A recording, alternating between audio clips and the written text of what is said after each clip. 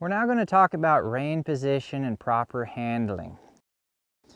We mentioned earlier we like to ride in a loop rein, and the reason is for that is if I'm riding this horse and I were to fumble with these reins or something, if I were to drop them, I can just simply reach down, pick those reins up and get back to work. So it's going to be a little bit of a safety situation for you as well. If you have a split rein at first, and again, I'm not against a split rein, but if you're just kind of getting your confidence up here and you were to drop a split rein or something, that could kind of get you into trouble. The other thing is just a lot easier to manage a loop rein. It's just kind of always there for you. All right, now again, too, we want to have a 10-foot loop rein, and the reason is it gives you enough room to go down and back up to your horse. Sometimes you'll see shorter loop reins out there, and those are fine. You know, maybe if you're barrel racing or gaming or something, you don't necessarily want all this extra rein in your hand, but for training purposes, to provide a big release, you want to be able to have it go down and come back up, and you'll find a 10-foot rein will do that real easily, pretty much no matter how long your horse's neck is.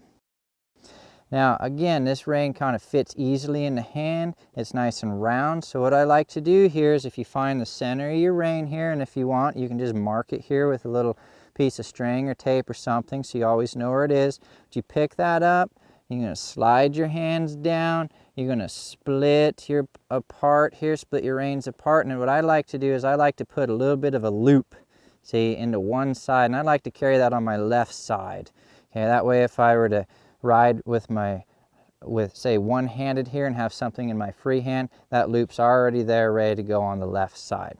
Okay, so I pick this rein up, slide it through my right hand, I'm going to split them apart, put a little twist in this rein here, just a little bit, and then that's going to provide that loop, and then I'm good here.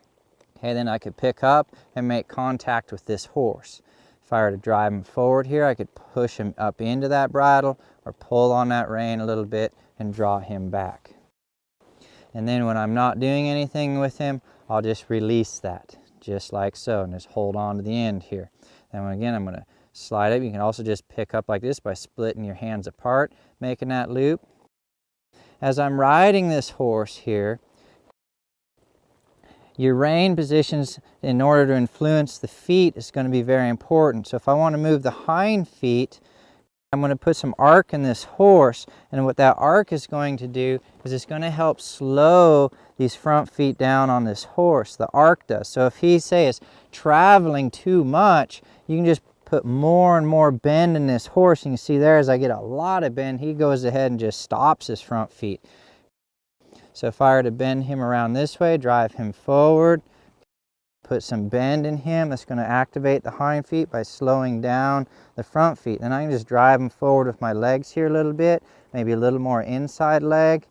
But this rein is coming up here to the midsection, more towards my saddle horn. Bending him around, this outside rein is just slack, see? Mostly inside leg, inside rein. Then from here, if I want to move the front end over, I'll show you from this angle. I'm just going to open up my left leg and open this rein. This is exaggerated, and I'm going to start pushing from this outside. So I push this rein against the neck, push my leg here, see? And what that's going to do is that should move these feet over. Now, because of my groundwork, that's how I should be thinking. He should be moving off of my bubble. He should also be focusing on moving his feet. The other thing I want you to be thinking about when you pick up on these reins is your horse's softness. So as I pick up here, you can see he kind of folds his face a little bit. If I were to pull on this one rein, he follows that around. If I were to pull here, he follows that around.